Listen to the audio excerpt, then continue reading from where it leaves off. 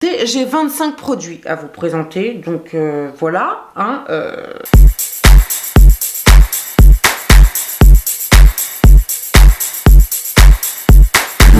Hola YouTube, bienvenue sur la chaîne Grain de Beauté. Aujourd'hui je vous retrouve pour un énorme haul maquillage exclusivement. Je vais vous présenter tous les achats que j'ai pu faire ces derniers temps et vous dire plus ou moins ce que j'en pense, puisque j'ai fortement commencé à les utiliser. Faudra noter quand même, après tout ce déballage, que je cherche encore le produit parfait. Donc malgré tous les achats, en fait j'ai toujours pas trouvé le produit.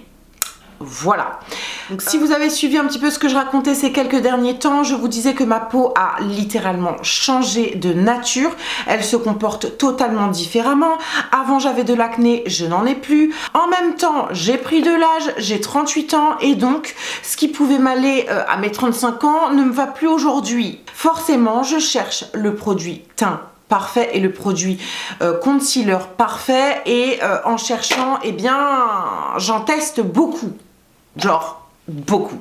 Donc ne soyez pas étonnés par la quantité de ce que je vais vous présenter, c'est parce que j'ai toujours pas trouvé le bon produit. Donc malgré tout, malgré mes recherches, ça me permet de tester et de voir les avantages des produits et les inconvénients. Donc on va en parler dès aujourd'hui.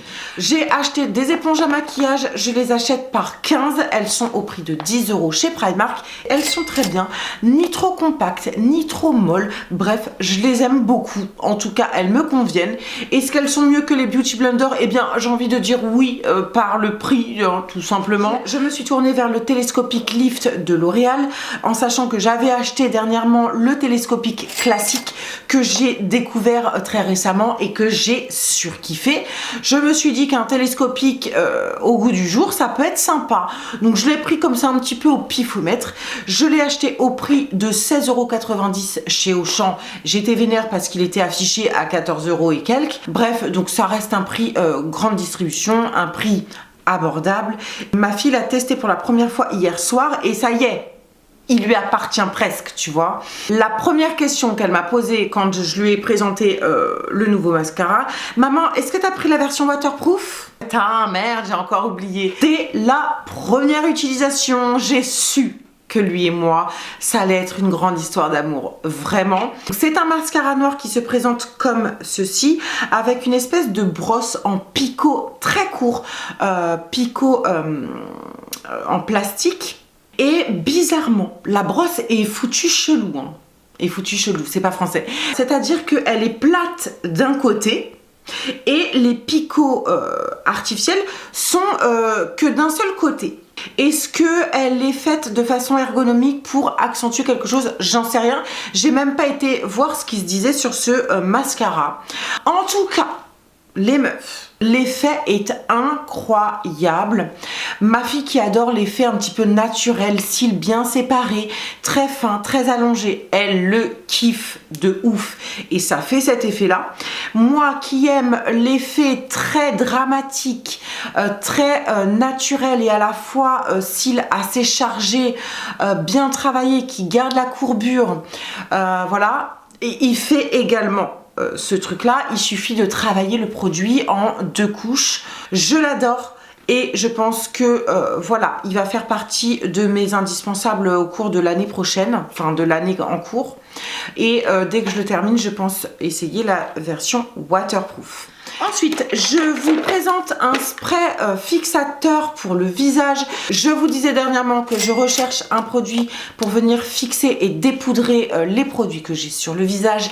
Et je n'ai toujours pas trouvé. Ça me gave vraiment parce que j'en teste trop et il n'y en a aucun qui me convienne. Ici j'ai pris le Hydra Matte Fixing Spray de la marque Révolution Pro avec de l'acide hyaluronique et de la vitamine E. C'est un spray fixant qui vient matifier le maquillage. Donc oui, effectivement, il a un effet matifiant que je ne cherche pas forcément. Donc voilà, hein, sachez que si vous cherchez à matifier, il va faire le taf. Par contre, plus je l'utilise et moins je l'aime. Pourquoi? Tout simplement parce que il me pique les yeux. en fait. Voilà. Donc c'est problématique et c'est pas du tout agréable. Ensuite, je vais vous présenter le perfecteur de chez Maybelline. C'est un produit 4 en 1, un primer, concealer, highlighter et une bébé crème à la fois. Effectivement, c'est un produit qui va faire un côté un petit peu perfecteur de teint et venir unifier et donner un petit peu d'éclat au niveau du visage. Par contre, c'est tout.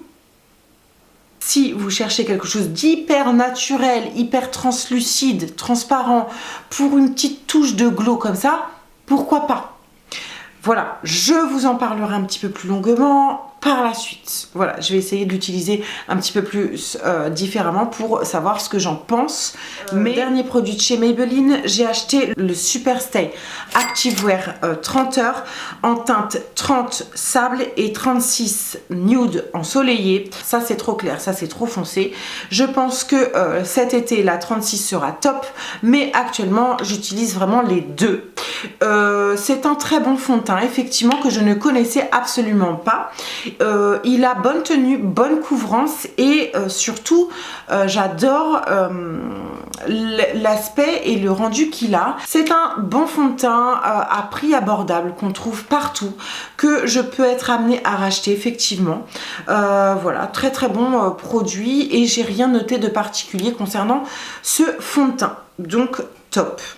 C'est l'infaillible 24 heures More Than Concealer de chez L'Oréal et ça c'est une nouvelle version qui a été sortie il n'y a pas très longtemps. J'ai pris la teinte 329 et la teinte 326 en sachant que je pense être en 328-327. Évidemment, je suis toujours dans un entre-deux que je ne trouve pas. J'aime beaucoup ce produit, effectivement. C'est une formule qui a été améliorée, qui est un peu plus hydratante, un peu plus facile à travailler.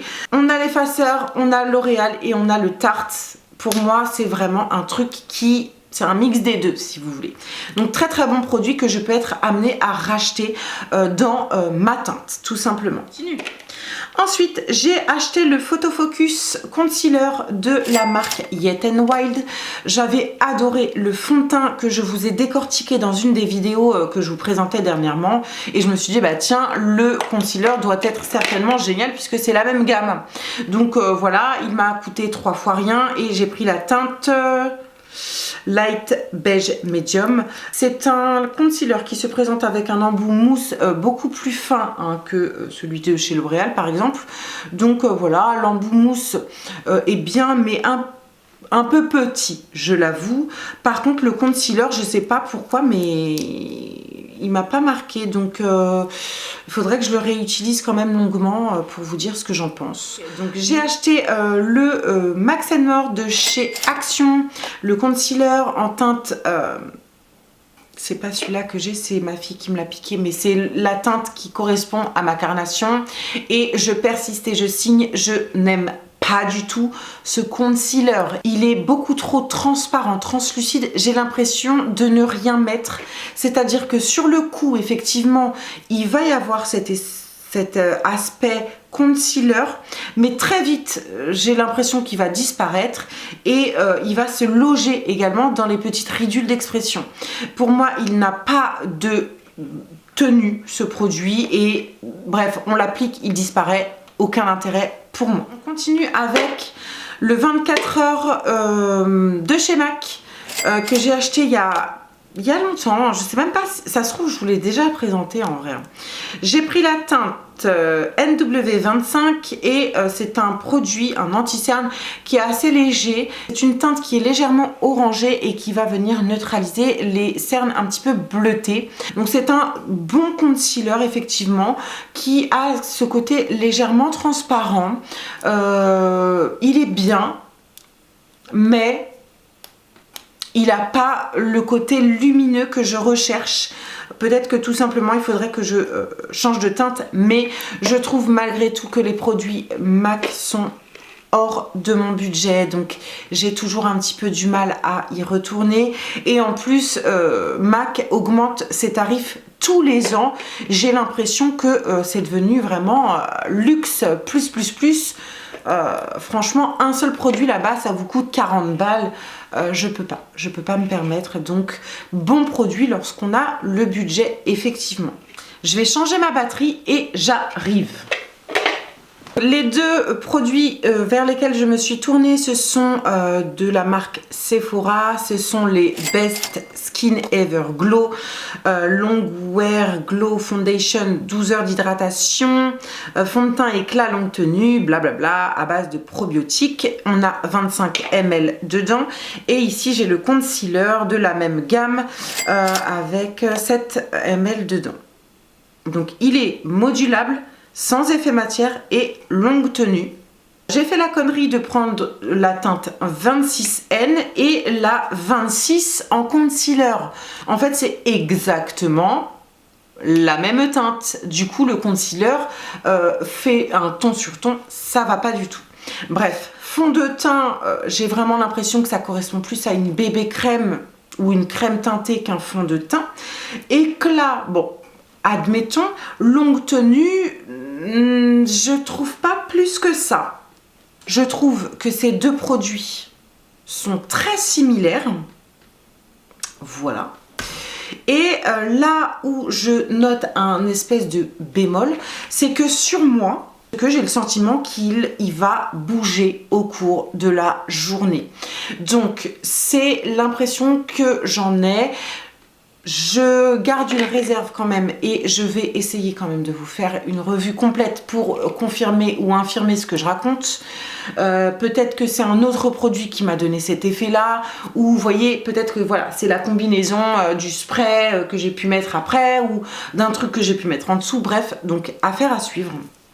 J'ai acheté le Coconut Flake 2.7 N de Faux Filter de chez Huda Beauty. C'est un produit qui se présente avec un énorme embout que j'adore au niveau de l'applicateur. La teinte est un chouille trop clair, je crois. Et c'est un bon produit, effectivement. Mais qui n'est pas assez crémeux et pas assez hydratant à mon goût, je trouve. Mais ça reste un bon concealer. Encore une fois, dites-moi si ça vous intéresse que je vous fasse une revue complète. J'ai voulu tester le Good Apple de Kat Von D. J'ai pris la teinte 48 Medium. J'ai galéré à trouver ma teinte, laisse tomber. Je l'ai trouvée avec un système d'échantillons chez Sephora. N'hésitez pas à demander plusieurs échantillons et de tester en lumière naturelle, s'il vous plaît les filles, vos fonds de teint face à une fenêtre. Très important parce qu'en lumière artificielle en magasin c'est pas possible, et en lumière dans votre salle de bain avec vos spots blancs ou jaunes c'est pas possible non plus. Mettez-vous face à une fenêtre et vous testez, voir la teinte qu'il vous faut, parce que en lumière artificielle j'étais une teinte plus foncée, la 54 je crois, donc ça a l'air, hein, ça matchait, ça correspondait à mon bus et tout machin. En lumière naturelle, à la lumière du jour, c'était une catastrophe. Je persiste et je signe.